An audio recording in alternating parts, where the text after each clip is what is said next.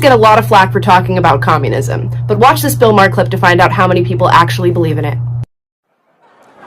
36% of millennials think it might be a good idea to try communism. But much of the world did try it. I know millennials think that doesn't count because they weren't alive when it happened.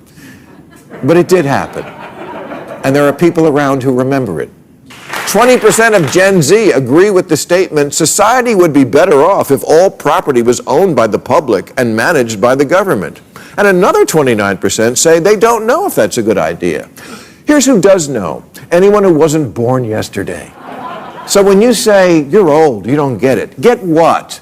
Abolish the police and the border patrol and capitalism and cancel Lincoln? No, I get it. The problem isn't that I don't get what you're saying or that I'm old. The problem is that your ideas are stupid. Motives are much less important than behavior. We all know this. If someone has good intentions but treats people badly, those good intentions mean nothing. As it is with individuals, so it is with governments. Capitalism might sound less noble than communism. The individual pursues success to the best of his abilities. That's capitalism. Versus everyone shares everything equally. That's communism. But it is capitalism that has produced freedom, and it alone has lifted millions from poverty, while communism has kept millions impoverished and, without exception, crushed freedom. Capitalism, for all its imperfections, enables a decent society. Communism, whatever its stated intentions, leads to evil.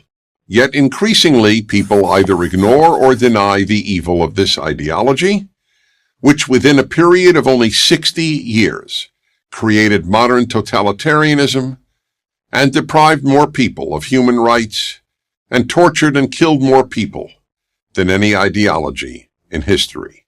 How can we explain this? There are two ways. One is ignorance. People just don't know the truth about communism. The second is willful blindness. People know the truth, but choose to ignore it because the truth about communism's horrors is too painful to confront. Given the sad state of our educational system, we can assume most people fall into the first category. They just don't know. So let me offer some facts. But before I do, I need to address another question. Why is it important that everyone know what communism did?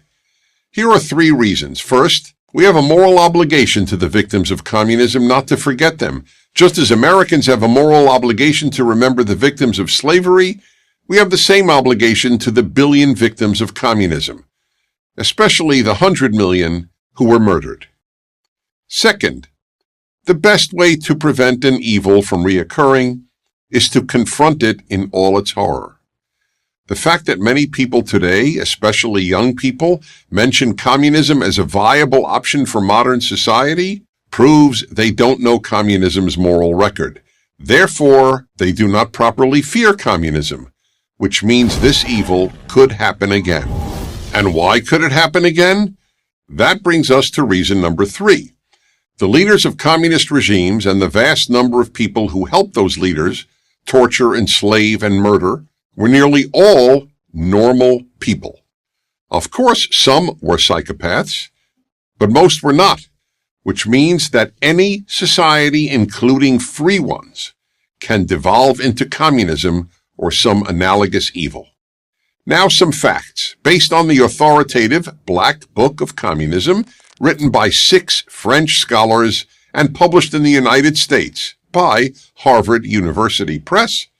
Here are the numbers of people murdered by communist regimes, not soldiers, ordinary civilians. Vietnam, 1 million. Eastern Europe, 1 million. Ethiopia, 1.5 million. North Korea, 2 million. Cambodia, 2 million. The Soviet Union, 20 million. China, 65 million. And the numbers are conservative. And of course, these numbers do not describe the suffering endured by hundreds of millions of people who were not murdered. The systematic stripping people of their right to speak freely, to worship freely, to start a business, or even to travel without party permission. No non-communist judiciary or media. The poverty of nearly all communist countries. The imprisonment of vast numbers of people. And of course, the trauma suffered by the hundreds of millions of friends and relatives of the murdered and imprisoned. These numbers don't tell you about the frozen millions in the vast Soviet Siberian prison camp system known as the Gulag Archipelago, or the Vietnamese communists' routine practice of burying peasants alive to terrorize other peasants into supporting the communists, or Mao Zedong's regular use of hideous tortures to punish opponents and intimidate peasants. People associate evil with darkness, but that's not accurate.